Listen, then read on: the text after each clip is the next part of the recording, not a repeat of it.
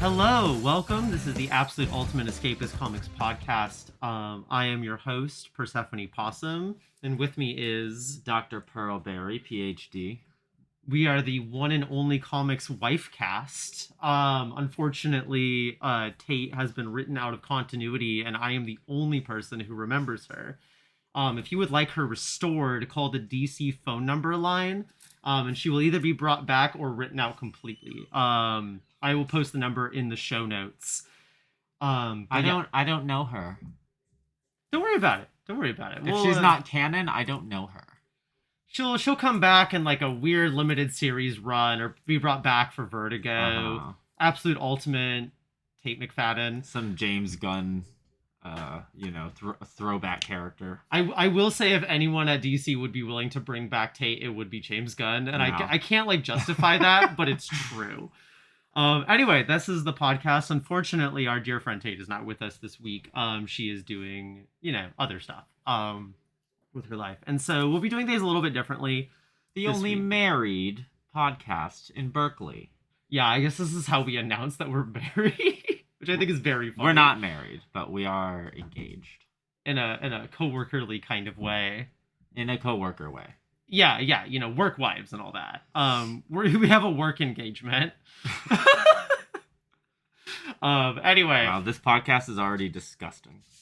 Yeah, Pride Month comes early for us all, doesn't it? Trans Day of never shutting up. That's our promise. Oh yeah, this is the Trans Day of Visibility official escapist podcast. I should not say what I feel about that holiday, mainly because I want all of our enemies to be kirked. And I'm going to leave it at that. I wish that we could live a beautiful life without hindrance from God's dumbest pedophiles. Get kirked. Yeah, get kirked, Donald Trump and everyone else. But anyway, we should leave it at that before I start saying things which are more actionable. Anyway, we're doing something a little different this week. We do have a couple single issues to talk about. We do have a new trade to talk about. But we're going to be also talking about some kind of things that you might have missed, some stuff that we've been reading lately. Pearlberry is going to be talking about JoJo's Bizarre Adventure, Steel Ball Run, maybe a little bit of the Florida season, because her and I are watching that. That book came out today, right? Volume 6? Yeah. Unclear, because Jack, the way he orders manga is sometimes stuff is dummy late, and so I can't actually tell. It's new to us, but what stuff is actually new and what's not is not entirely clear with his manga orders, because he'll just get them like in these big bulk things, and so we'll get like 5 volumes of Chainsaw Man at once. We put JoJo's Bizarre Adventure Steel Ball Run Volume 6 on our new shelf, so I read it. Yeah, so we'll be talking about it might not be new, because we just are ridiculous here. We are, and you know what? That's beautiful. So, that's sometimes beautiful. So we'll be talking about Steel Ball Run. We'll be talking about the manga Fool Knight from Viz Signature, which I've started reading, and I'm really loving. We're going to talk about Young Animal, and I've recently reread Mother Panic and Kate Carson. We're going to talk about that. But as for stuff this week, we're just going to kind of jump right into it. There's not a whole lot of comics news we're going to get into. If there's something big that happened, I forgot. That said, Amazon announced they're doing an animated Monstrous adaptation, which is both very exciting and also I have no idea how they're going to do that. On one hand, like, Amazon is willing to do pretty intense things. Like, you watch The Boys, they're willing to do some pretty nasty, heinous things on that show. But, like, The Boys is, like, largely, like, it's, it's like, it's intended to be, like, comedically slanted. Monstrous is, like, war crime central. It's inspired by stuff that, like, the Japanese were doing in Manchuria, or the Japanese Empire was doing in Manchuria in, like, the early 1900s up to like the 20s and 30s. So it's bleak. There are like child soldiers eating corpses on battlefields and stuff. Is it looking to be animated? Yeah, they're gonna animate it. That's really cool. Yeah, which is like kind of the only way to do it. Like, we talk a lot about how live action adaptations of comic books kind of destroy a lot of style, and that would be very true of Monstrous. It would be both prohibitively expensive to do it in live action, and also like Sana Takeda's art style is so integral to that book. Like you've seen Sana Takeda's work. Like it's Of so course. so intricate and so like gorgeously rendered. Um, like the way that she does like fashion and hair and like tentacles. Yeah, Um, buildings and backgrounds and colors. It's iconic. yeah, there's nothing else that looks like it. She's got such a singular art style, which actually very funnily enough, she did a variant cover to Mother Panic, which we'll talk about later. But I didn't know she had done this variant cover, and I was like, whoa, random Sana Takeda in the wild. Yeah, look at this Sana Takeda. Oh, It looks so good. it's a fox? What is that? She's kind of like a fox and kind of like a bad. But anyway, we'll get into that later. Mother Panic's a whole other discussion. Um, but Sana Takeda, yeah, is an incredible artist. Marjorie Liu, incredible writer. I think it has the potential to be very good if it doesn't deflate itself, or if it doesn't censor itself particularly. I think part of like Monsters kind of has to be that intense and that fucked up like to work. Like I think it is a book that like very much there's a lot of like big epic fantasy books about war, and like a lot of them war feels kind of very flat, and it feels like just like kind of like an action thing, whereas like war feels horrible and monstrous, and like its historical basis kind of makes that very necessary. So we'll see. I'm hopeful. It's weird to say like I'm hopeful they're gonna show heinous things on television. Um, but like yeah, kind of like imperial slavery and like and just like child soldiers and stuff are a very big piece of that. So I'm kind of curious how that'll go, but and how they'll even just kind of approach it, because it is just like a very intense, very yeah, it's an interesting series. But yeah, if you haven't read Monstrous, I know I've kind of hyped it up as like this big brutal thing, and like it is, but it's also a very fun book. It's a very beautiful book. It really runs the gamut from like here's these like talking cat people who are like wizards to like here's these Lovecraftian horrors beyond comprehension. It's kind of doing a little steampunk, a little cosmic horror, a little bit of everything in Monstrous. It's a really exceptional book. I've honestly tried to read it like 20 times. I can never get past issue 1. And I know I'm very wrong for that because it is gorgeous and amazing, but I've yet to really sit down with it. No, Because I am a fool. no, you're not a fool. I'm gonna be real honest with you. I read it for the first time years and years ago, when I was like 2018, 2019, and I read the first volume, and it just like did not stick for me. Yeah. And it only stuck for me when I gave it a second chance. And like that first issue is dense. Like there's a lot going on, and I do respect that you're thrown into the deep end with it. Like they just like do not explain how this empire works. They do not explain like what this like system of like child slavery looks like. Like it throws a lot of very intense and very like complex socio-political things at you very fast, and does not really give you a lot of time to adjust or kind of like situate yourself in that. And I think that's like a smart choice, but it is a little alienating or a little bit like difficult to penetrate. Um yeah, but I do recommend it. Like there's a compendium out now if you want a cheap, easy way to read it. Like picking up a volume 1 is always a good bet. If you like your Game of Thrones, if you like your like high epic like dark fantasy, like Monstrous is really the ticket. Berserk for women. It's kind of Berserk for women, even though Berserk is also Berserk for women. But it is, yeah, it is kind of the closest thing the West has to like a Berserk. Yeah, if you like Berserk, you'll really like Monstrous. And if you like Monstrous, you'll really like Berserk, I think. But that's kind of that. What was the other piece of news that we were looking at earlier, Pearl? Do you remember? What, on the computer? Yeah, because we were when I was googling news, comic news. Look, usually I write this stuff down, but I don't think there was like a ton of big news this week. Something about Batman getting his ass whooped by Black Canary, and nerds are mad about it. Oh yeah, can we talk? Oh my god. Okay, so like there was a minor controversy because in I guess Detective Comics that Tom Taylor wrote, Batman and Batman and Black Canary like had a boxing match and she won, and the most annoying nerds alive are mad about it because woman do better than my man. Which, like, first of all, homophobic men are like the gayest people imaginable. Like, imagine just like being that obsessed with like a man's strength. I don't know. We're like, it's okay to come out of the closet. Just do it. Hello, welcome in, y'all. But it is just like crazy incel behavior to be like mad that like Black Canary, who is a boxer, like that's the thing that she does, like is better at like a fist fight than like Batman. Like, grow up.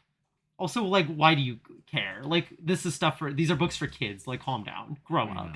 That's why we shouldn't let trans women in sports. Stop.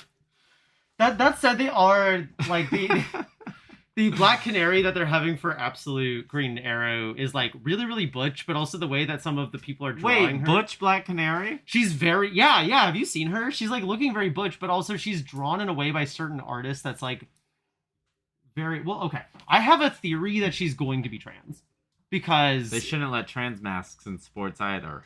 Stop. No, I think she's going to be. I think she's a trans woman. If she's a trans woman, I'm going to scream. They do not let trans women into Batman books. This is crazy. No, they don't. And, like, I'm probably wrong because they don't let trans women into Batman books. That said, it is porn check Pisha show. My reason for this is that one of the, a bunch of the covers are drawing her, like, very, very clocky. And that wouldn't necessarily mean anything on its own, but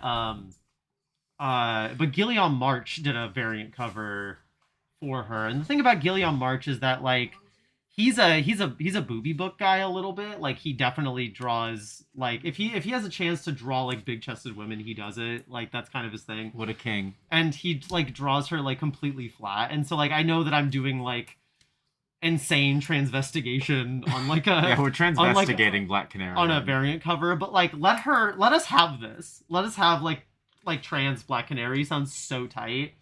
I already headcanon most characters as trans women because I have deep psychological problems. Looking at you, Absolute Wonder Woman. Yeah, she is trans as far as I'm concerned. Also, I'm going to close this door real quick, but give me just one moment. Oh, no worries. I should have shouted. That was my bad. Door closed. Achievement unlocked. It's freaking raining out there. Yeah, it's crazy that we went from a heat wave to rain within the span of like 2 days. Dude, it's bad out there. Yeah, climate change is real. And I love that we are accelerating the death of our planet so that people could make images, could like artificially generate things like Peter Griffin feet.jpg, a thing a 14-year-old on DeviantArt would do for free back in like 2009. The only thing fucking AI generation is good for is like half of it, as Pearl and I talked about yesterday, half of it is just like revenge and child porn stuff, and the other half of it is like reality distortion for fascists. So if you're using AI generation, you're a dork and I will see you in hell. But like, that's kind of not the point. The point is that like, yeah, it's real great what we're doing to our planet so that we can make a strawberry eggplant. This is not an AI stan account. Absolutely not. No. But anyway, yeah, the Absolute Black Canary, like, I'm just hopeful, and like it is Porn Psych P-Shot show writing, so like he knows trans women exist, which is more than I can say for most comic book men. But we've kind of talked about this long enough. I think we're gonna bounce real quick. So the couple of things that we're gonna talk about for new releases, we're talking about Batman #8, Bizarro Year None #1. And I'll probably briefly talk about Mad About DC. And then the Ari Tupka Lands Unknown graphic novel by Mike Mignola. One of these days I will get obsessed with X-Men again, and we will talk about X-Men on the podcast. One day they'll have to make a good X-Men comic again. Sorry, Gail Simone, I'm sure your book is good. And same with you, Ewing, but like, We've talked about it before too. Actually, the Acacia episode is gonna drop today. Oh, is that Final. actually coming out? Yeah, yeah. I guess Acacia was saying that Tate said that she was gonna drop it this week. So yeah, we talked quite a lot in that episode, which will be out by the time you hear this. About how like even though there are good things happening in the X-Men, it's held back by the line having just absolutely no direction, and honestly, Marvel having no direction. It's pretty embarrassing. I think there's God, what's coming out for X-Men soon? There's like some sort of Hellfire Gala murder book coming out. Cool. I think we're on X-Men number 28 starting today. And so many Wolverine and Logan titles and so many other things. I just can't bring myself to read it all. No, and like almost none of it's good, and like the little bit that even is good is just like it's really hard to get excited about it because it's just like it's trapped in a sea of nothing. But like let's not talk about that too much, just because we spent so much time and much more thoughtful words about it on the Acacia one. So yeah, we're kind of talking about no Marvel books this week, which kind of really goes to show you how we feel about Marvel right now. But it is also kind of a small week in general. Like Batman was kind of the one really notable release besides Mad About DC and Bizarro. So like not a lot. Actually, no, sorry. There was also Batman Superman World's Finest issue 50, which we're not going to talk about because I'm not reading it, but I did flip through it. It's beautiful. Dan Moore is back. He does some really fun stuff on art. I didn't know he quite had that in him. I would love to see him do some weird shit like he does with parts of that issue. But anyway, let's start with Bizarro Year None, I think, which interestingly about Bizarro Year None is it's kind of a Jimmy Olsen book and it's kind of a Perry White book as much as it's a Bizarro book. Who's doing interior? Nick Pitara, who's an acolyte of Frank Whiteley. Yeah, it's giving FQ. He's the same guy who did what was that Hickman book? Manhattan Project. Oh, this is Manhattan Project guy? This is Manhattan Project guy, yeah. Oh my god. So yeah, the art is fantastic. It's really, really lovely to see Nick Pitara on art again. He has so much fun with like the kind of landscape of Metropolis, and like there's like a classic Superman villain, like a very silly, fun, like Silver Agey kind of one that shows up in this issue, and like Nick Pitara has the time of his life drawing this. His rendition of Bizarro World is also really fun. I like it. There's like a little bit of a grotesquerie element that's like not as much there in Frank Whiteley's work that I do really like. The way that just like there's kind of like a little bit more of like a bug to his eye. Like the stubble is like really scratchy and kind of squiggly. Like and I really do like that. There's like a little extra element of the grotesque in his work. Yeah, it's like 12:30. We've already sold out of all the Bizarros. Yeah, we didn't order a ton. I didn't expect that to go. I didn't expect that to go either, yeah. And I will say, like, it's a pretty good book. I think it has some flaws that we'll, like, kind of briefly talk about, but I do think it is largely a very good book. I'm happy to see that so many Superman books on the shelves right now.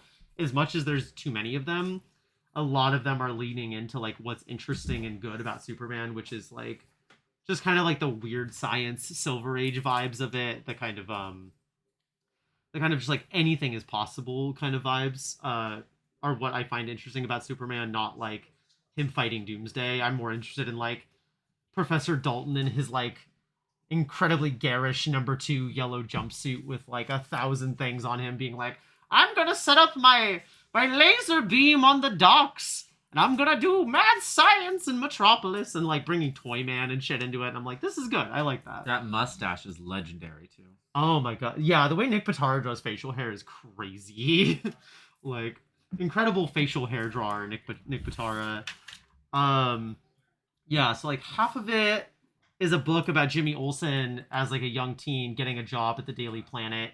And then the other half is like dealing with them getting stuck in Bizarro World. On one hand, there is entirely too much dialogue in this book. Like the first half of it is just like the pages are just, it's just pages and pages and pages of dialogue, and most of it's pretty good. But it does get really excessive, and it took a like it just like it slows the pace to a crawl after a certain point. Yeah, there's a real density here. Yeah, it's like very hyper dense. You see what I'm saying? Like the Yeah. art's gorgeous. Like this is incredible. But like you just get into this and then they're just talking and they're talking and the balloons have to be really small and they're talking and they're talking and they're talking. And to be clear, most of the talking is like mostly pretty good for the most part. The dialogue is largely good with the caveat that like there's a little bit of like an old man thing going on where like they don't quite know how to write Jimmy Olsen as like a younger, almost Gen Z thing, and they're like trying to do like him talking about how like the news is kind of like outdated and like maybe they need to like reapproach how the news is to like appeal to kind of like younger audiences and like get into video and like so they are talking about some real things, but it's like there's a little bit of like a cringe like old man trying to write Gen Z thing going on. It's not that bad, and the script does seem kind of aware that the two writers, Kevin Smith and Eric Carrasco, are like old men trying to write about the youth. There's kind of a gag about that, but there's just too much dialogue, and some of it's a little cringy. That said, like it's a fun book. It's a fun book. It's a weird little book. And they do some different stuff. I won't get into it, but they do some different stuff with Bizarro than you ever like really expect them to do. So I don't know, kind of a nice, cool little book. I'm curious to see where this goes. Yeah, is there anything more we want to say about it? Bizarro Superman himself is already set. Is he from the Silver Age? He seems like he'd be from the Silver Age. Yeah, he's very from the Silver Age, and they kind of twist him around here. The one thing I'll say is he doesn't do his bit here. Like he doesn't do the like talking backwards. He doesn't thing. talk backwards? No. There's okay, so he just has bad teeth. Well, there's one thing I will say. So there's a bit where he says like it all gets so confusing, hard to keep the byline straight. I try to hold it all, but there's so many versions of my story. The margins keep moving, the columns break. And whenever that happens, I am not a happy customer. So they kind of like imply and reframe Bizarro as he learned how to talk frontwards. He's in this one because this is like a year one, year none like origin kind of thing.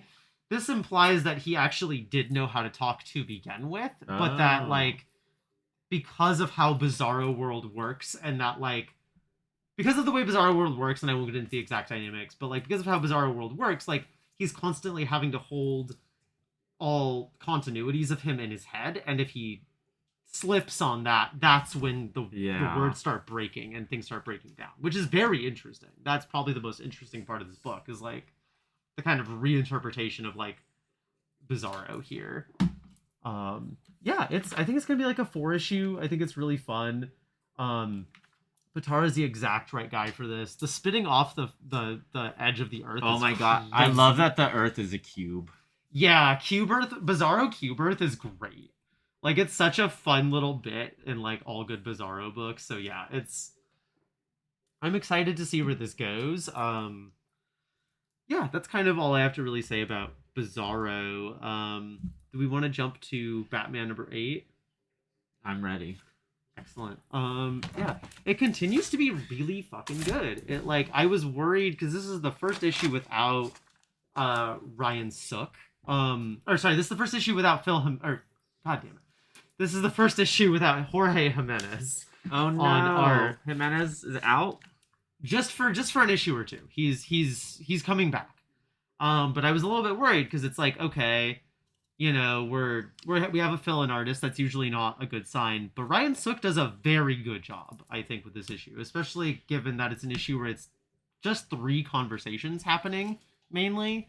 He does quite a lot with like facial expression characterization kind of in these like small dialogue driven moments.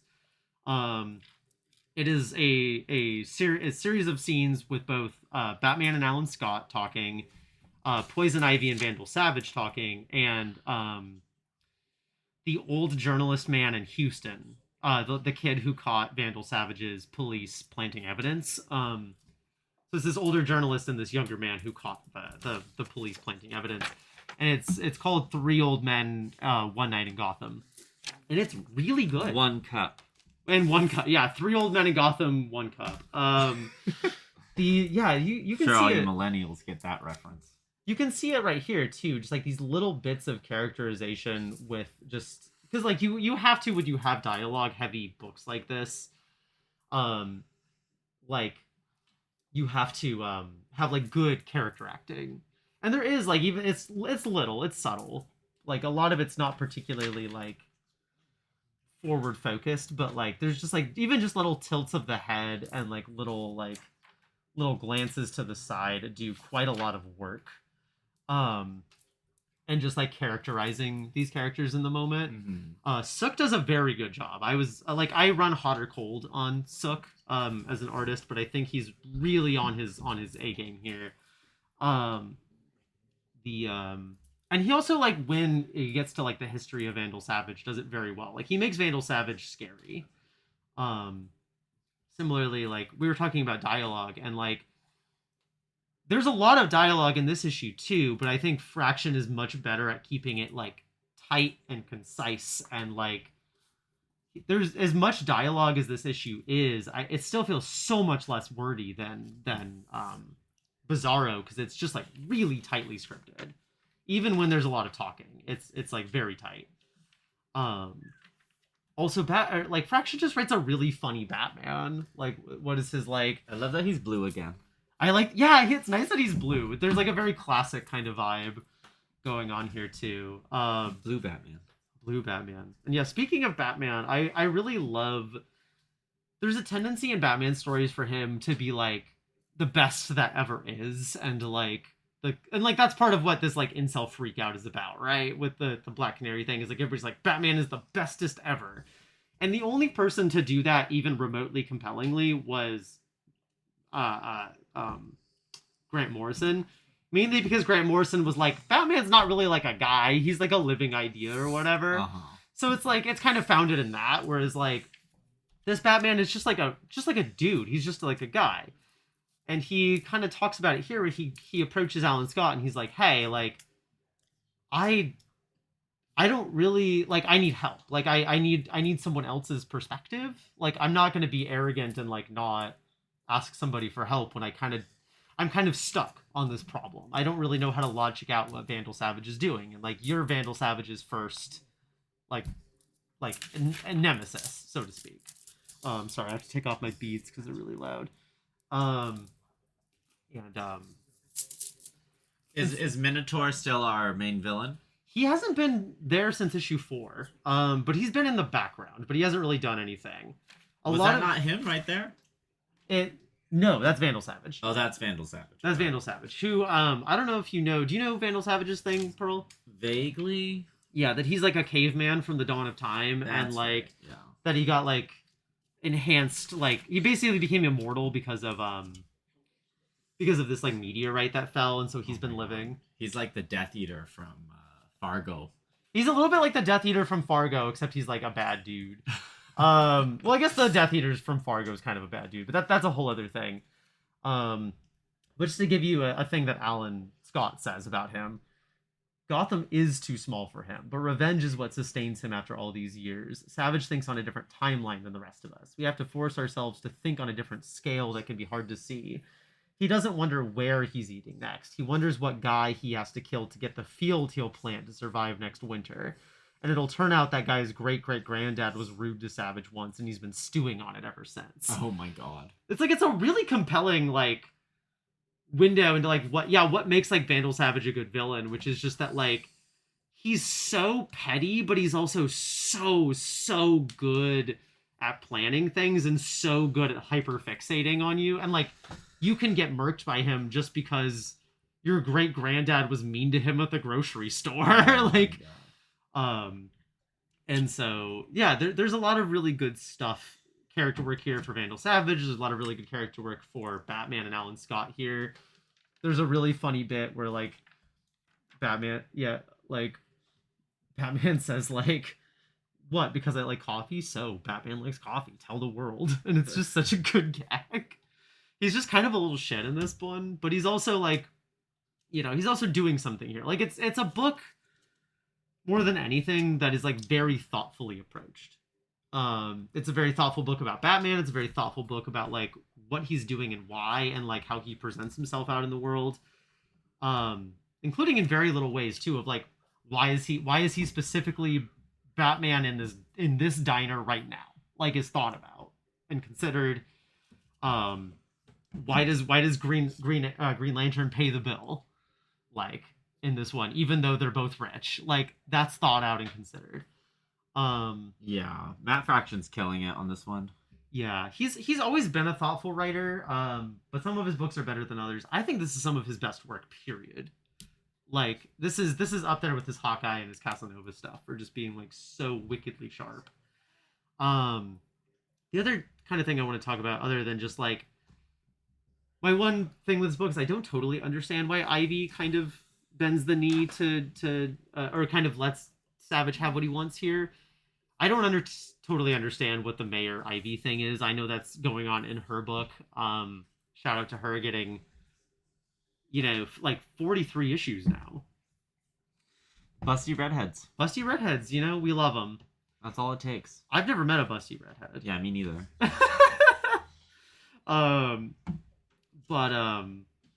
Yeah, she's like, I don't know why she's mayor right now. I don't totally understand it, and I don't totally understand why she agrees to what Vandal Savage decides he wants here.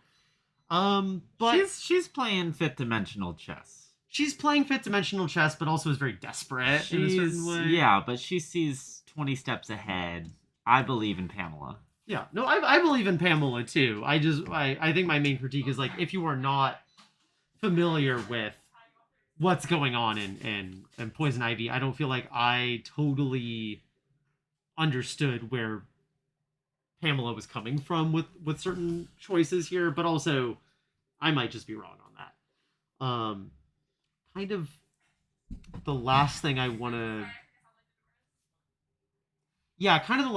talk about, other than to just briefly say that, like, I think a lot of comic book stuff does, like, when they announced like Alan Scott was going to be in this book, I was like, what the fuck could he possibly be doing here? I believe in Matt Fraction, but like, why is he here? And like, Fraction comes up with a very compelling reason to have a crossover, where I feel like most crossovers are just kind of like so they can throw a character on the cover and be like, Miles Morales and the Maker hang out. It's like why are these characters hanging out? You gotta keep those IPs rolling. Whereas like, this one feels very thoughtful. The last thing I'll kind of say, and this is not even really a statement so much as just a kind of open thing, is that a lot of Batman books are explicitly about like the corruption of the police and the lawlessness of the police, but always kind of in a way that like kind of backs down from it.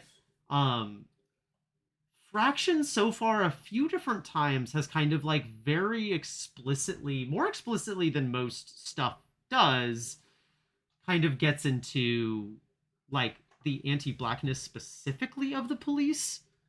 And I don't necessarily, like, I don't want to say if that's like good or badly handled, because I'm not the person to make that statement, and also there's still plenty of time left to kind of see where things develop. But I think it is interesting to me that like both issue 2 specifically evokes the murder of Freddie Gray in Baltimore. The planting of evidence is like very pointed, and then in this issue, the journalist and the young man who filmed the police planting that evidence, who is like a younger black boy and like an older black man, there's just a kind of like a wordless bit where like the police intimidate them with their car and then leave, and it's very scary. Like, it feels very loaded and very like upsetting, and it feels very intentional. It feels very like thoughtfully placed in how it approaches that. That said, like, I it's just kind of something I'm just noting here, because like I think so far I personally think it's been doing it well, but I also, am a white girl, so like, and there's also still plenty of time. I just think it's interesting because a lot of superhero stuff wants to kind of talk about contemporary issues, but kind of leaves out like getting like specific with it, you know. We're kind of seeing this in the new Daredevil show where like sometimes it's like very very bluntly like this is ice and we're like critiquing ice and we're like beating the shit out of ice agents and it's like very clear. But then other times it's like okay, they're going after like white Greek immigrants at times too, and it's like oh, okay, like that was clearly a note that like you like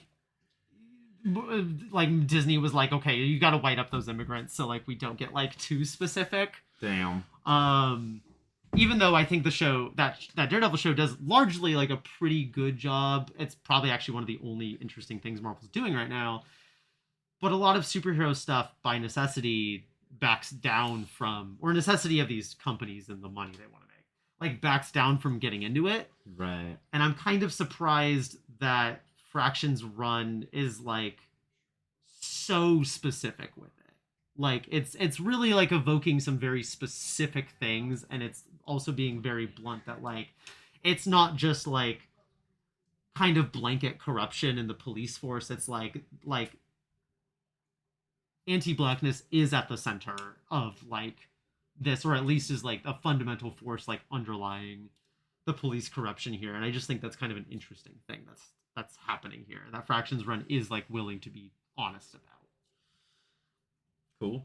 Yeah, I'm willing to kind of see. I like I want to see where that goes. Like obviously Fraction is a white writer, and also this is a Batman book. You know how willing you're like going to be to like properly get into it on a mainline Batman title by a white writer is always, you know, uncertain. But like I just think it's interesting. And I mean, yeah, it doesn't seem handled too poorly. I mean, ever read Cy Spurrier? Try and talk about these things. Yeah, Cy Spurrier is really not good about talking about race, and especially not blackness. He's not very good at it. Very very unfortunate sometimes. And you know, Matt Fraction's never been like perfect either. Like there's a bit in Casanova which I don't even really want to get into, but just like he's like there's a bit in like early Casanova where he like later is like, yeah, I was trying to do some like subversive stuff about like racism in pulps, and just like ended up replicating some racist stuff from pulps by doing that, and that was like really tacky and gross, and I'm sorry about that. So like, but like it just kind of speaks to, I think, that like Fraction is a writer who, even when he makes mistakes, is always like very thoughtful about his approach and tries to be like very considered. And that's more than I can say for like a lot of comic book men, is like the willingness to like be thoughtfully engaged with what you're doing, but also humble enough to be like, I'm wrong. Yeah, I think we've talked long enough about that. I've been kind of yammering a lot, so I'm just going to very briefly talk about... Can we take a little break? Yeah, let's take a little break. And we'll be right back after these commercial messages. Hi, and we're back after that commercial break. We just learned about the genderless burger experience. Oh my god! From the guys over at Nirvana, the band, the show. So thank you, Jay and Matt. There we go, for enlightening us about the non-binary burger experience.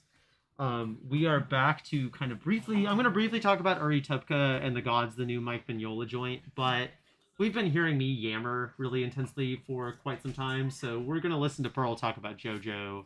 Right now? Right after, I'm going to briefly talk about Uri Tupka, but then we'll talk about JoJo, because I've just been yammering so much. You are a yapper. I do love a yapper. Oh, hello. First appearance of... Oh my god, did you hear that in the background? First appearance of Max Jordan on the podcast. That was... Like, the hell is that? No, you're good, Max. You're good. Don't worry about it. You too can wind up on the Escapist podcast if you wander in on a Wednesday and make strange sounds in the background. We got Aldo, we got Eric, like we're now we got Max. Like we're getting, I think Jerry's been through one time. So briefly, can I get under you, my dear? We're just gonna very kind of briefly talk about Uri Tupka and the Gods, the newest Lands Unknown release from Mike Mignola. It's pretty good. I liked it a lot.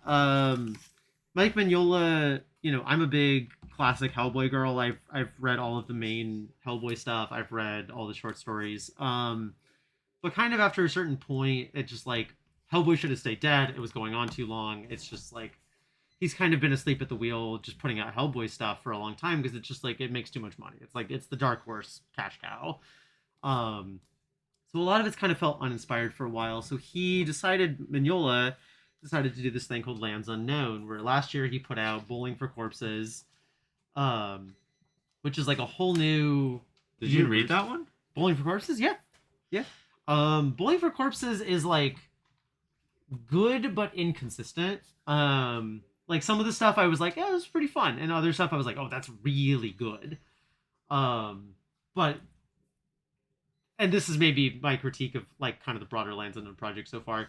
The graphic novels, Bowling for Corpses and Uri Tupka, are both like 100 pages. They're both like very short, which feels insubstantial, especially at like a $25 hardcover price point. That said, Uri Tupka and the Gods, because Bowling for Corpses kind of was like a sampler platter of stories. Was like, here's some of these are stories that resolved in the book. Here's the other ones that are going to be series or graphic novels. And he drew it all himself. Uri Tupka is just focused on one guy, specifically the titular Uri Tupka. But it's a very like short story oriented book. Like it's kind of a like, let me tell you about like you're probably wondering how I ended up here, and then he tells like a story within a story within a story, and then suddenly he's told like 12 stories on the way to telling like why he's here. That said, they're all very compelling. I think this is the most interesting thing Mignola's done in a long time. I still don't think it's like quite up to par with like classic Hellboy, but I do also appreciate that like it feels different. There's a very different vibe to, like there's still some of that kind of like European folklore energy going on, but this tends to feel just like a little bit more like Eastern European. It tends to bring in some stuff from like, you know, kind of like Arabic myth. It kind of brings up some stuff. It's like it's playing a little bit more with like different types of beings. It's like pace feels a little bit different. It feels a little bit more yeah, it just feels a little bit different. Even if it's there's like still enough similarity that like people who like Hellboy would still really like this, but it just feels just different enough and like just passionate enough that like he really feels like he's just really happy to be here telling funky little stories. Love that Mignola art. Yeah. Oh, he's so happy to be doing like art again. Like his shadow work remains unmatched. The textures of his line, just like the kind of like very specific blockiness. It's so him. It's so him. Yeah, like nobody draws like this. Like nobody draws like this. And he's like clearly really reinvigorated creatively. You know, he designed our gift cards. He did, yeah. Very, very early 1983, Mike Mignola, like Jester illustration that's on our gift card. That's our boy. I think we have the original drawing somewhere. Jack definitely does. Somewhere. Yeah, Mike Mignola, friend of the store, friend of the podcast, friend of our hearts. It's a really good little book. I don't know if I have a ton more to say about it other than like you should check it out. It's very short story oriented. It's very fun. We got too many of them, didn't we? No, that one we got just enough of. Like we got like 12, but the Bowling for Corpses we only got like 4 and like it became like a massive problem. People have already been buying this one. Yeah, so like we got like 3 people like pre-ordered it on day 1. So like, and we've probably got more coming in. It's really good. You should check it out. I think it's a special little thing to see him doing something new again after, you know, he's been doing mostly Hellboy stuff since the very late 80s, early 90s. So like it's very worth checking out this book. And I think it does like, yeah, a very compelling job of like blending its folklore and its like cosmic horror and doing things very differently than Hellboy does. It's also funny. I think people forget that Mike Mignola, when he wants to be, is very funny. I don't think there's ever been like a funnier gag in like monthly comics than the like the 3-panel like is that a monkey? He's got a gun, chimpanzee firing bullets off from early Hellboy. Like the visual pace of that gag is so good. And Uri Tupka features some pretty good gags from him. But that's kind of all I'll say about it. Let's talk about JoJo's Bizarre Adventure, Pearl Berry. Pearl Berry, can you introduce us? What is JoJo's Bizarre Adventure, as much as JoJo's Bizarre Adventure can be. I mean, it kind of says everything you need to know right there in the title. There's a guy named JoJo. Okay. Or sometimes a girl named JoJo. JoJo's like a family lineage. Yeah. JoJo, right now, what's releasing for JoJo right now, this is a manga. We're on part 6, volume 6. So that's, I believe, what just came out. That's what I read yesterday. If you got a Netflix account, they have animated almost all of it up through season 6, which is the one right before part 7. To be clear, they've up through season 5 they've done fully, and then season 6 just had its first episode drop. Right. It's called the Steel Ball Run. Yeah, tell us about Steel Ball Run. What is Steel Ball Run? JoJo's part 7 is Steel Ball Run. JoJo's basically is following a lineage. We start out with a guy in like the 1800s. His name's JoJo, and he goes on a bizarre adventure, and he has to kill a vampire, and basically that vampire has followed the family lineage just for generations and generations, and there's always one JoJo born in this generation, and this JoJo is from the late 1800s during what is known as the Steel Ball Run, which was a real thing. It was a cross-country horse race that went from San Diego to like New York, which I don't know. I've never actually done any real research on what that actually was, but it was called the Steel Ball Run. JoJo in this series is a paraplegic person in a wheelchair. He can't use his legs, but he used to be a big time jockey, horse rider man, and he meets Jiro Zeppeli, and Jiro Zeppeli and JoJo are one of the most shipped anime characters I think that has ever happened. They're I think the ship is older than me somehow, and the entire story revolves around Jiro Zeppeli's steel balls. He has these 2 giant steel balls that he carries with him. They are like his weapons. He throws them, and he rotates them, and he's able to do super magical things with the rotation of the steel balls, and he is able to make JoJo stand. He can do Uzumaki shit with his balls. Yeah. And so the whole story is JoJo trying to figure out how he was able to stand. So the story follows him trying to touch Jiro Zeppeli's balls while on this race. While on a race across We should America. mention, for those who don't know, JoJo's Bizarre Adventure is crazy homoerotic. It's deeply homoerotic. Yeah, it's very I don't know if Araki is I don't think he's ever come out, quote unquote, as a gay man, but first of all, but it flows through him. It flows through him magically. There's a homosexuality that flows through him magically. The character designs in JoJo Bizarre Adventure are some of the best character design and costume work in just comics and manga in general. Nobody does fashion like Araki does. He borrows a lot from high fashion runway looks and Vogue magazine, and all the characters are posing. JoJo's is very known for just posing. There are panels where they're just oh, I think I'm gonna make some coffee, but they will be posing for their life, and it will be the cuntiest thing you've ever seen.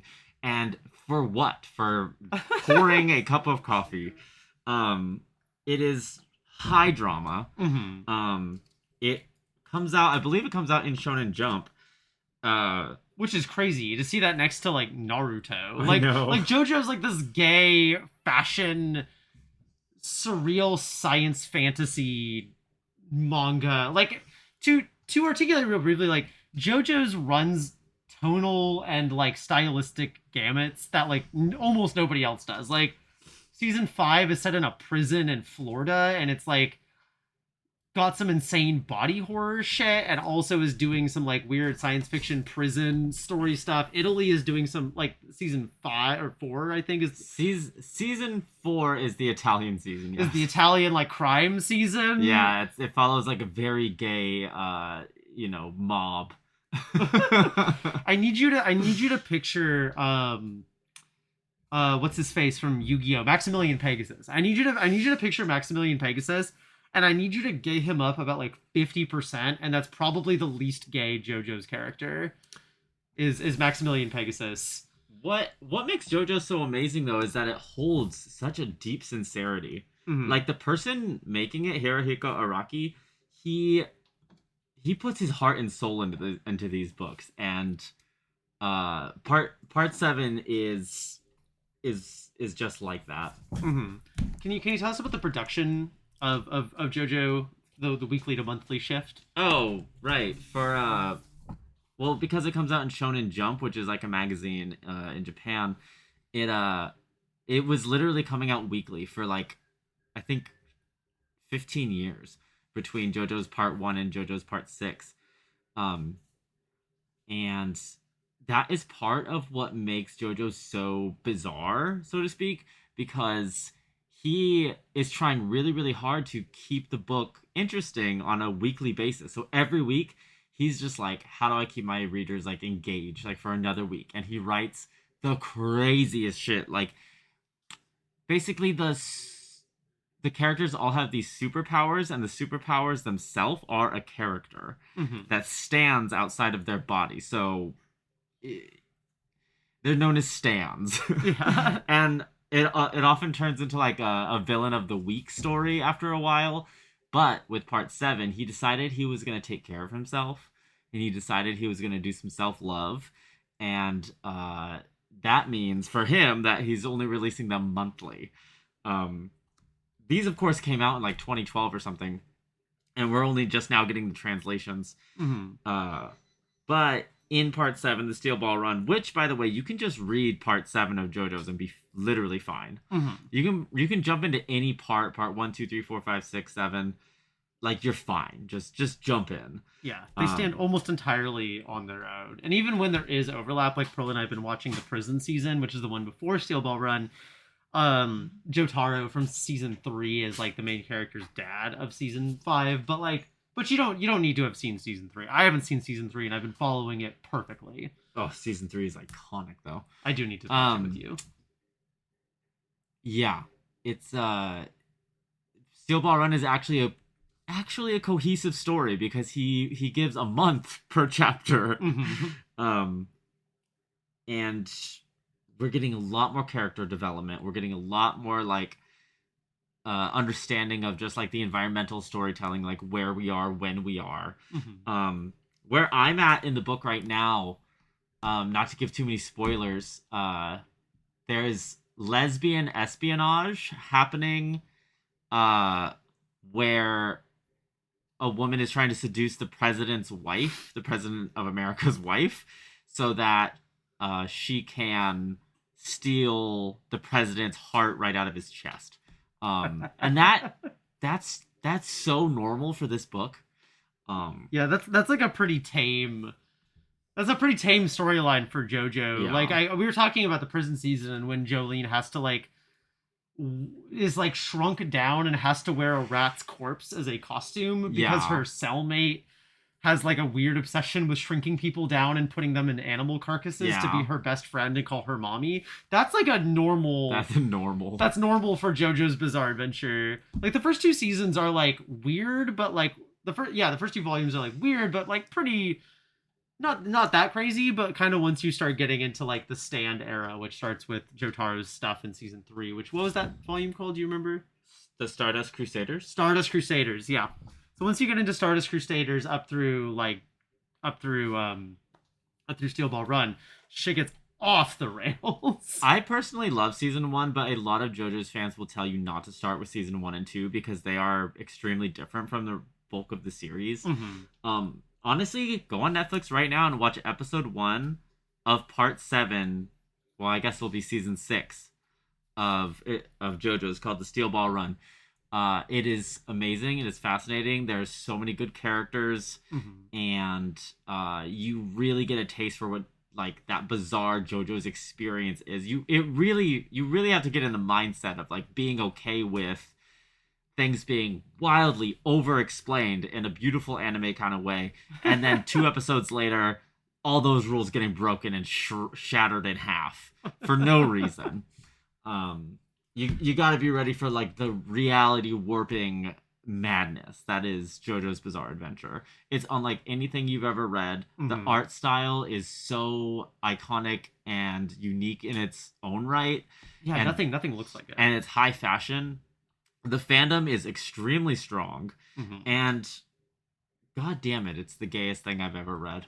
It's maybe the cuntiest manga I've It's ever so read. cunty. It's like the gay man. So there are like two spectrums of like gay manga where it's like you have Dorohedoro for like little freak lesbians like me, and then JoJo's Bizarre Adventure is like the most capital F fag manga you can possibly imagine, and I like it's so good. Yeah, I'm relatively new to JoJo. I'm familiar with a lot of memes and characters. Like my fiance is a big JoJo's Bizarre Adventure fan, so like I'm like familiar with a decent amount of it, but like I'd never really dived in just because it was like kind of daunting. There's so much of it, but Pearl's right. You can just dive into any volume, and you probably should with Steel Ball Run dive in because the release schedule for the anime is like infamously inconsistent. Let's say it took what is the Miami season called? It's called Stone Ocean. Stone Ocean. Stone Ocean. The like the Miami prison Stone Ocean arc took like 2 years to come out, and so like Steel Ball Run. This will similarly probably take 2 years to come out. What's really fun though is watching that first episode and then just jumping in on the book Mhm. because it gives you like such a good idea for what we're doing here, and reading the book is just even better. Yeah. You get so much more detail, you get so much more like clarity on certain things, and more dialogue, more story. Like the more JoJo's the better. Mhm. It just makes me so happy. Mhm. Yeah, now's the best time to come get it because we finally restocked on all of JoJo. Like for Steel Ball Run, we finally caught up with Chainsaw Man volumes, which I need to catch up on because Chainsaw Man's over. Actually, that's a bit of news. We won't talk about that. Other than to say a lot of people are pissed off about it, which means that I'm probably going to like it. Because Chainsaw Man fans, much like Star Wars fans, are denser than a neutron star sometimes. And you're a nonconformist. I just think Chainsaw Man's really excellent, and I think the ways that people talk about Chainsaw Man are super annoying. Like people like there's something about Fujimoto because Fujimoto's like really off the rails too that people kind of like to pretend he doesn't talk about real shit.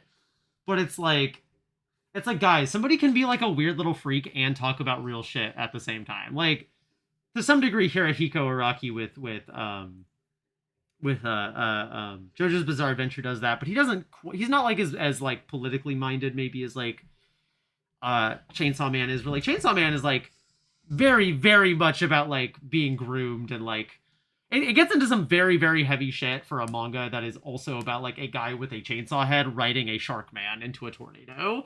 Like it is also beautiful. off the rails, but it also yeah, like it gets into real shit, and like a lot of people are just like very against taking Chainsaw Man seriously or reading basic fucking thematic text that is just like explicitly in the text because they just like kind of refuse to engage with it as like literature.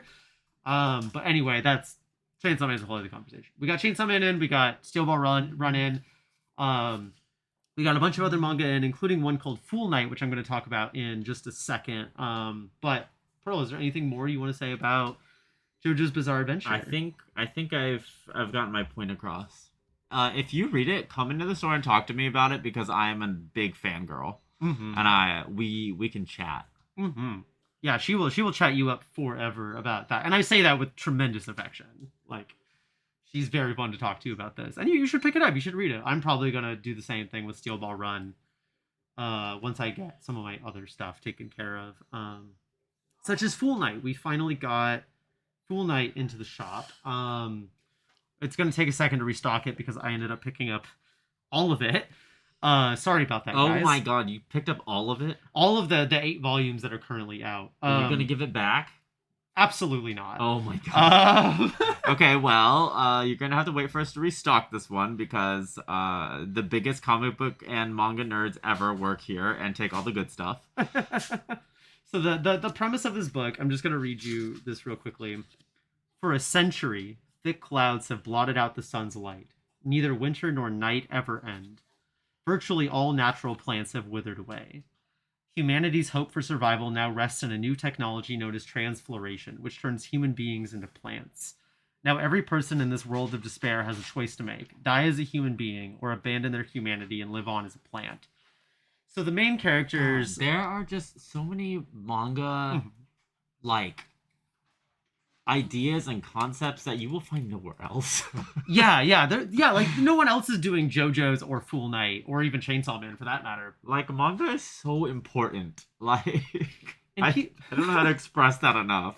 People get so in their fucking feelings about manga, both because they're like, oh my god, I have to read a book in a different way than I'm used to, which is not that hard to adjust to. If you can read a comic in English, I like reading it from the back. She always loves reading it from the back. That's why she's a trade waiter. Love me some trade. Love me some trade. But the other thing is like people, and like people are just fucking racist, and people are just like, oh, manga and anime is just all that tentacle, and it's like It's full of perverts. And it's like, first of all, okay, look, there are some like fucked up mangas and like, or some like fan servicey mangas, but like we have a king pedophile right now. Like I don't like they released a pedophile list and did nothing about it. Like I don't like anybody who like wants to give like manga shit for being too pervy, who's like lives in the United States, has nothing to fucking talk about. Like we live in like a pedophile theme park is what this country is. So like don't even at me with that racist like Japanese people are especially bad. It's like no they're not. Like this is a patriarchy problem. But anyway, we're getting a field of it. Fool Knight is incredible. It looks unbelievably good. Like the art style is really strong. It's got like a kind of a Tatsuki Fujimoto vibe in certain respects, particularly like when Tatsuki has the time to work it, with kind of even like a shakier line and even more detail sometimes. Like the lighting is incredible. Like the lighting in this book, like there's some shots and scenes in this that are so unbelievably well lit that like you can just perfectly picture them. Like same with just like there's shots that are so scary just because of like how a face is contorted. It's unreal. Like it's like the art is fantastic. Kasumi Yasuda, this is their first breakout book, and it's incredible to see like somebody who's like already so masterful at form like on a breakout. Like I do think we're going to be hearing a lot more about Kasumi Yasuda kind of as time goes on, and it's kind of rare for Viz Signature is like Viz puts out these things called signature books, which are like Dorohedoro is a Viz signature, Goodnight Pun Pun is Viz signature, where it's like here's a manga by like an artist that is like very specific and very talented and in like high demand. Similarly, Teo Matsumoto, like people we've raved about on this podcast regularly, and just personally are Viz signature people. It's incredible to get like a Viz signature on your first breakout book. Like no one else is doing that. So yeah, he's just an incredibly talented writer and artist. Very similar to Chainsaw Man and the respect of both being kind of about like here's these really poor boys trapped in desperate poverty who like through some kind of like fucked up science fiction situation end up getting cajoled into working for the government. But instead of being like a demon hunter, he's, you know, he takes this transfloration process to pay for his mom's like psychosis medication, and to be able to just like not live entirely in poverty anymore. And which means that he's going to be turning into a plant over the course of 2 years. And there's so many people who have become transflorated or are actively already like plants. They've like developed over those 2 years fully into plants. And they have like speech bubbles of this kind of incomprehensible like language that nobody can hear or understand. The main character, Toshiro, is able to understand what the plants are saying. And so he gets hired by the government to like translate what what people or plants that were formerly people are saying. And then it just keeps like spiraling out from there. It's really good. It's really phenomenal. I'm on volume 3 right now, but I think I'm going to be like really locked in on this. It's a very sad book. It's a very merciless book in certain respects. Like it is a book that like similarly to Chainsaw Man, like deals a lot with like child abuse, particularly from parents. Like it is a book that deals very heavily with poverty. It is a book that like deals very heavily with kind of like the way that it does violence as opposed to Chainsaw Man's very heightened, like absurd violence is like very sad and very like heavy. Like people when people get murdered in this book, like it just kind of like it just kind of sucks. Like it's realistic in that capacity. It is also a funny book. Like there is a point where like the main character's boss is like, "Hey, I know you can talk to plants. Sit outside of this room that we play poker in, and the plants around the table will like ask the plants around the table what my opponent's hands are so I can win at poker again." Like I've been losing at poker too much. You got to use your plant translation to help me win at poker. There's kind of a Chainsaw Man like absurdist humor to it, but like in a much sadder package. Yeah, I think it's a really special book. I'm really curious to see where it kind of goes from here because it just like it's such a weird book. It's like got such a specific tonality to it. And yeah, if you're like a Chainsaw Man fan, but like in that real way, like pick this shit up. It's really good. Yeah, we'll get more of that in stock soon, and I may even bring back some copies just so people can read them and I can get some restocks. We're gonna talk about one last thing, but just briefly, Batman Dark Patterns comes out this week in trade finally, the Dan Waters, Hayden Sherman. We were going to talk about this probably next week once Tate has a chance to read it. But it's really fucking good. Check it out. It's like some of the best Batman, like modern Batman work of the last like 5 years. Like Dan Waters is like stealth one of the best Batman writers that we've got going. Hayden Sherman's art is, if you've been reading Absolute Wonder Woman or anything else they've done, fantastic. It's a very back to basics Batman book. It's like the most notable villains you're gonna find in there are like Ventriloquist and Firefly. A lot of them are new. And it's very grounded. Yeah, it's a very just like we're gonna do some investigations and we're gonna keep it really tight and locked in. Very good. What we're going to talk about this week, kind of in briefly, is the Young Animal imprint and my rereads of that from Mother Panic and Cave Carson. And so the kind of background on Young Animal is this was called a pop-up imprint, which is that they gave Gerard Way Doom Patrol, and then Gerard Way was allowed to curate like an imprint, basically. So they had 4 books to start with. They had Mother Panic, which is like a... Actually, we'll get into that one. Did Gerard Way create Mother Panic? Yeah. So Gerard Way, what Gerard Way did is that like Gerard Way developed an idea for a character. In this case, Mother Panic, and then she's an original character. Cave Carson has a cybernetic eye. Is like a extremely deep cut from DC. We'll talk about that in a sec. Shade the Changing Girl, which is a former Vertigo book of Shade the Changing Man, and then Doom Patrol. I think I'm forgetting something. I don't know. We'll come back to that. But anyway, so Gerard Way like came up with an idea for these. He helped these writers develop them, and then he just let the writers and artists do that book. So like he came up with the idea for Mother Panic, but then just let Jody Houser, Tommy Lee Edwards, Sean Crystal, John Paul Leon, etc., Ibrahim Mustafa work on the book. And then Cave Carson was similarly like he co-wrote with John Rivera for a couple of issues, and then he just let John Rivera go off with Michael Avon Oeming make the book. They had 2 volumes each, and then they had a crossover called Milk Wars, which is maybe one of the only good crossover events in history. We're not going to talk about Milk Wars because we'd be here all day, but like, and then they shifted. The 3rd volumes shifted what the book was. So like Mother Panic went from Mother Panic to Mother Panic Gotham AD. Cave Carson has a cybernetic eye became Cave Carson has an interstellar eye. All the books would shift Shade the Changing Girl, I think, became Shade the Changing Woman. There'd be some like radical shift in what they were doing at like at the end of Milk Wars, and then they became like a different book for a volume, and then it was done. It was a very tight, concise, like kind of 2 years of stuff. Doom Patrol similarly was that way. That was the only one Gerard Way like actively was writing. With Nick Darrington, I have read almost all of these books before. I think Young Animal was like kind of almost no misses at all. Like the crossover was good. All of the books were excellent. It was like tight, contained. Like yeah, there weren't that many. There weren't that many. No, there was a couple. Like Magdalene Visaggio and Sonny Liu did that Eternity Girl 6 issue. Right. Mikey Way and somebody else did that Collapser book, which I think Collapser is the only one I haven't read at this point.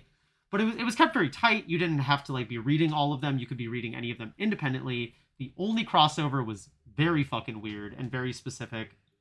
And they're all excellent books. It's kind of a testament that like Mother Panic might be the least good of them, which is weird to say. But I recently reread all of Mother Panic, including AD, Gotham AD, which I hadn't read before. And then I read through the first 2 volumes of Cave Carson as a Cybernetic Eye, and then I need to find Interstellar. Which is to kind of introduce them. Mother Panic is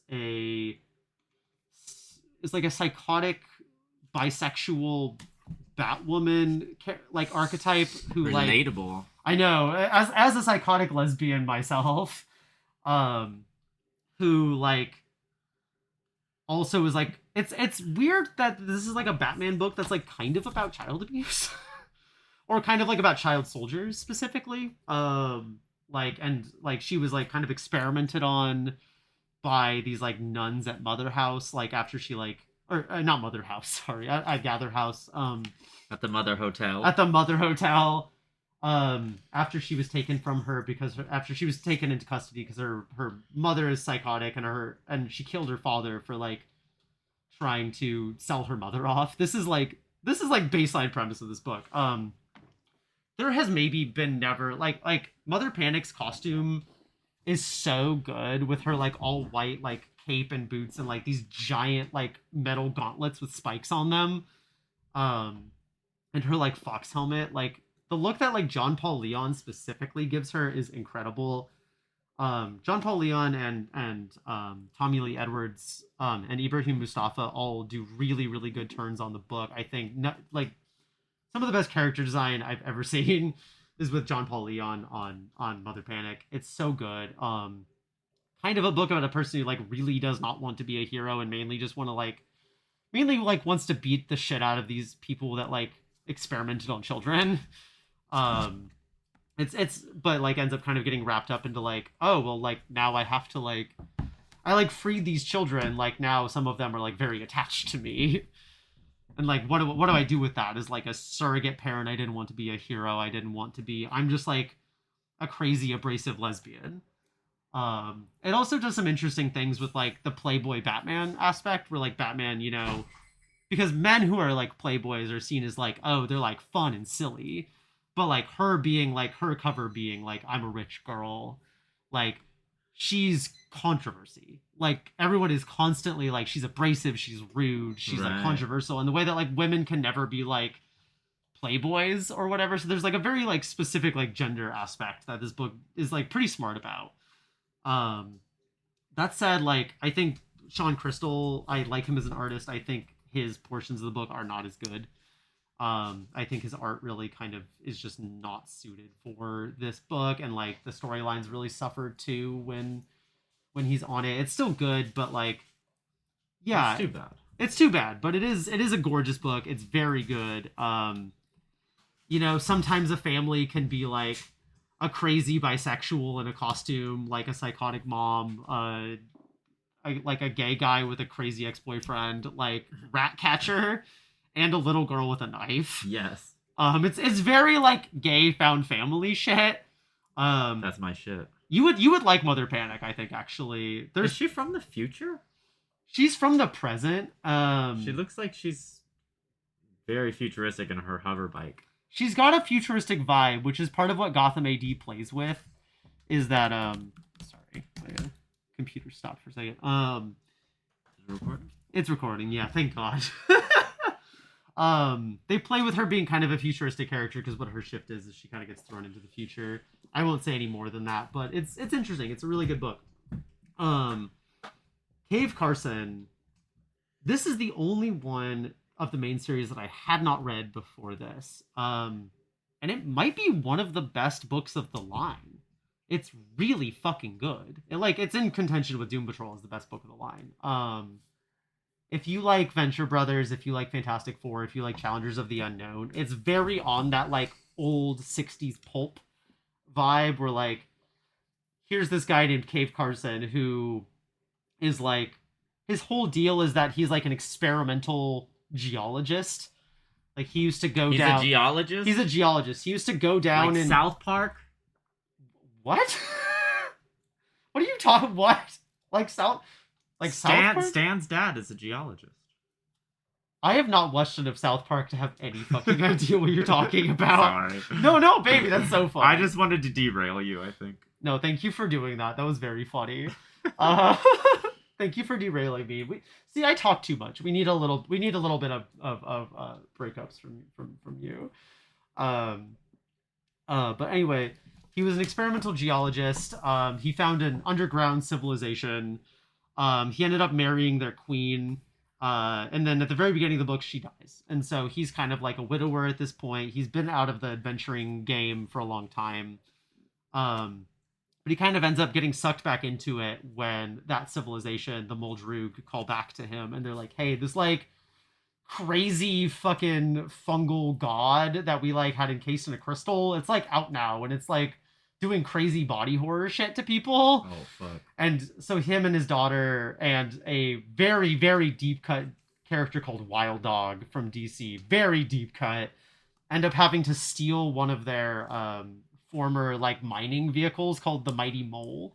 Imagine Mole Man's fucking vehicle. He has a Mole Man vehicle. Okay. And they steal that from the corporation that owns all of his stuff now, EBX, which is found to be involved with unleashing this outer god.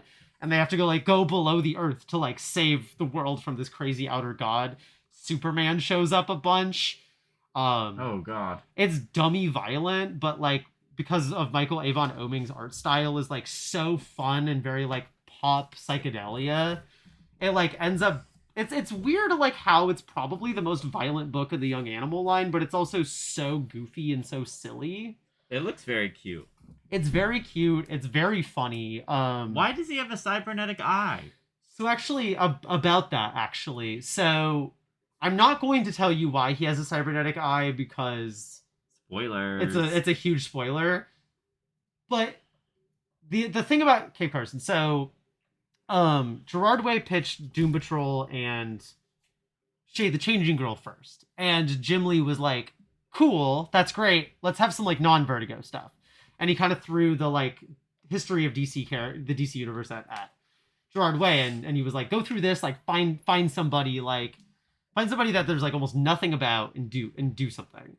And so that's how a lot of Vertigo stuff, technically Shade the Changing Man is that way, where it's it was an old Ditko character that got dusted off. Swamp Thing got pretty dusted off too, to a lesser degree. Sandman is actually kind of that too. It's a reinvention of Wesley Dodds. It's a completely different thing. But Gerard Way found Cave Carson, and there was only one or two lines on him. He'd been in Resurrection Man in the 90s for an issue. Which, friend of the pod, Resurrection Man, Rom V did, and Anand Arcade did something similar where they dusted off that character. But anyway, he had been a character in the 60s. He'd shown up once in the 90s. He has a cybernetic eye, but there's nothing about why he does. It was just kind of a thing that they did in the 90s where oh, he has a cybernetic eye now to show that he'd been having adventures since the 60s. This book is Gerard Way coming up with the most insane, and John Rivera coming up with the most insane possible explanation for why Cave Carson has a cybernetic eye. Okay. And what the actual reason on that is unhinged. I do not want to spoil it because what the actual explanation is so good and so ridiculous. But yeah, it's really good. It's really funny. It's really special. It's very some of the best character work I think of all of the books. Do we have any in store? Did you steal them all? No, I haven't stolen all this. I brought Mother Panic and Cave Carson back. And we don't have a Okay. copy of Interstellar Eye, which I still need to read. It's dummy fun. If you like, yeah, if you like Fantastic Four, if you like Challengers of the Unknown, if you like Venture Brothers, this book is for you. It's like wildly like experimental. It does like universe hopping things in ways that are like interesting and engaging. There's some backups by because all these stories had backups. The Mother Panic ones are like fine, but the Cave Carson one, the first volume has backups by Tom Scioli doing weird takes on the DC universe. Such as what if Green Arrow fucked too much and had to jump off a boat and swim to an island, and when he got stranded on an island, it was actually Starro. And so what if he like hung out with Starro and smoked too much weed on an island? And like the Wonder Twins, there's a whole Wonder Twins like thing that he does. Tom Scioli's like alternate DC universe takes are fucking insane, and I would read 100,000 pages of them. And then in the second one, there's some other good backups. I'm forgetting what they are. But that's kind of all I wanted to say on those, other than like, I think we should do more things like Young Animal, which is not to say that we like it has to be like Gerard Way or even this weird, but like DC, Next Level talks about being like, okay, here's, some of our C-list characters and we're giving them like series and trying to do something different and give them a spotlight. And it's like, okay, like Firestorm is technically kind of C-list and like, but like people know who Lobo and Zatanna are. Like, come on, like this is not like particularly obscure, and you're not doing anything particularly different with any of these books. Batwoman is especially not obscure. But these books, like Mother Panic is an original, but like Cave Carson is not, and like is an extremely deep cut. And Shade the Changing Girl is a reinvention of a Vertigo, but like she is something new. We should be and that also this is a pop-up imprint. Like it lasted for 2 years and had like a very finite endpoint and very finite goals and ideas of what it wanted to do. And that's why I think it was so successful. And I think we should have more pop-up imprints like this. We should give somebody who's like kind of like the showrunner, and we say like, hey, like curate a line for 2 or 3 years, just curate some ideas, and then let some writers and artists go off, do whatever they want in their own little corners, and make really unique books. Like even with any like critique that I have of any of these books, I think they're leagues better than a lot of books on the shelves because they're just not beholden to continuity. They're not beholden to really anything but getting to do something fun and interesting and make a unique comic with unique artists. They like, look amazing.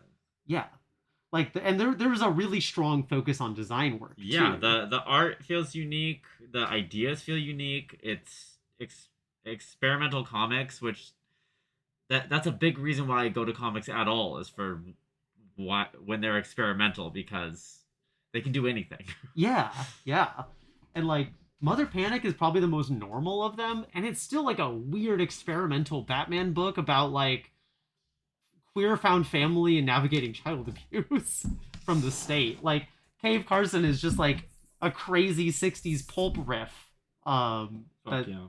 Like these books are really good, and I think that like there is like DC has such a weird extensive backlog of like, we were talking to Mikey about this yesterday. We're like, DC has like has been around for so long that they just have like weird fucking corners. Yeah. Like, and almost nobody's particularly interested in exploring them other than like, unfortunately, Tom King with Danger Street, which wasn't very good, but like, but at least he was mining like the fucking like the like the fucking the $1 trillion boys or whatever the fuck, like the wealthy kid gang or whatever. Right. He was like pulling some like crazy Jack Kirby deep cuts, and there's a lot of room for like doing a weird, strange book that way, and that's how we get stuff like Saga of the Swamp Thing. That's how we get stuff like Sandman. That's how we get stuff. Sandman referenced. Unfortunately, it's like it's how we get really interesting work, and we get it by giving them to artists who would like. Michael Avon Oeming doesn't do a lot of superhero stuff besides Powers.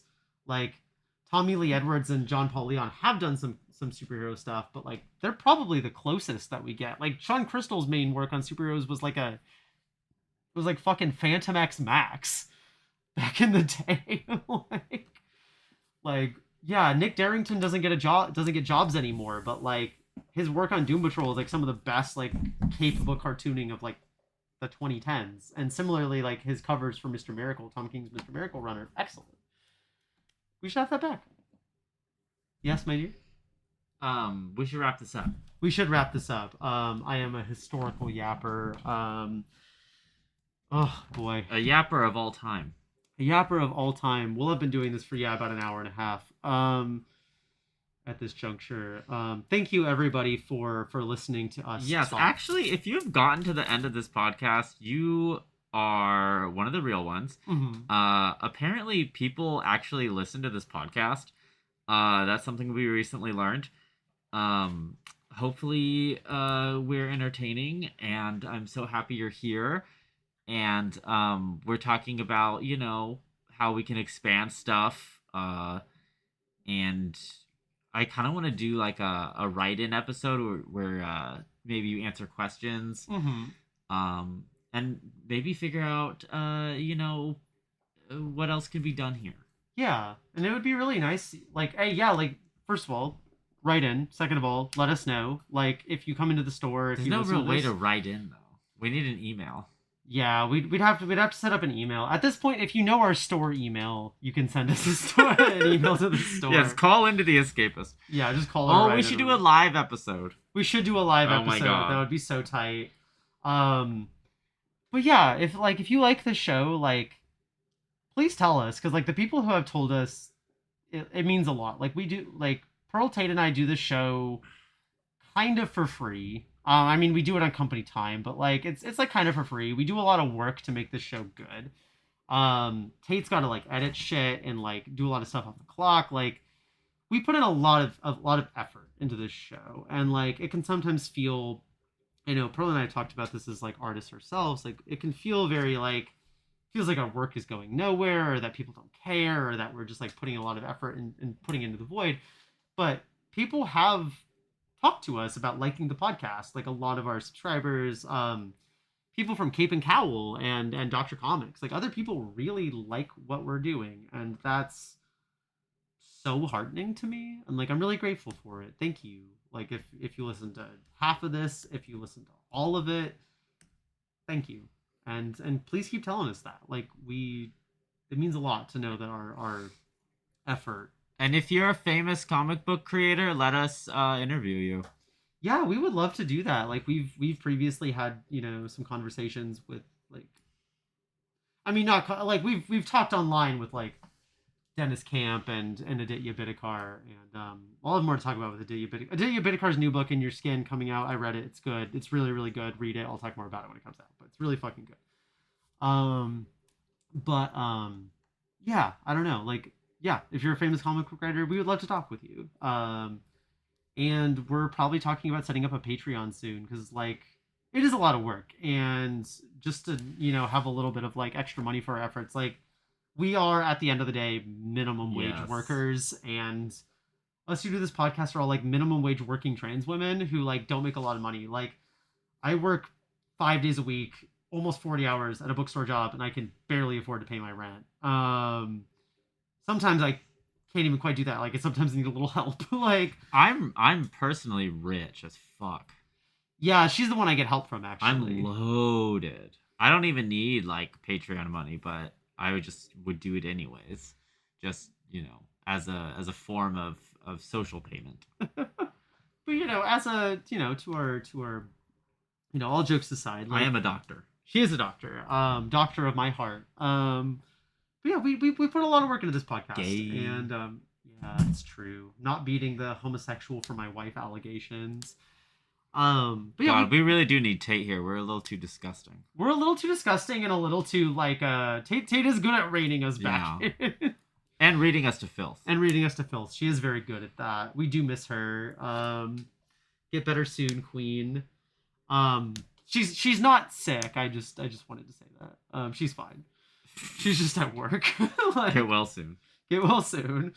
But yeah, we put in a lot of work, and we really love doing this. But it does help us to be able to live. If just like this job is a labor of passion, and this podcast is a labor of passion. And if we have money, we can do more things with it, and we can live a little bit easier. Oh my God! Imagine getting paid to yap. God willing.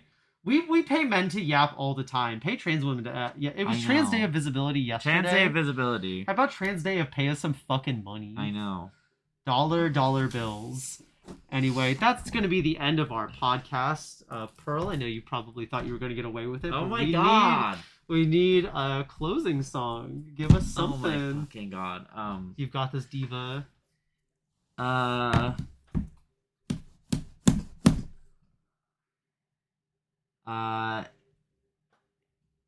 If You're doing so good, baby. If I was the escapist, la la la la la la la la la la la la, I'd have the best podcast in the world if I was escapist girl. Ooh, okay, that was fun. I like it. I feel like that's a song from the French musical Les Mis? Les Mis. Les Mis. So that's a Les Mis reference for all you out there. For you culture swines. Okay, I love you. Bye. Love you. Bye.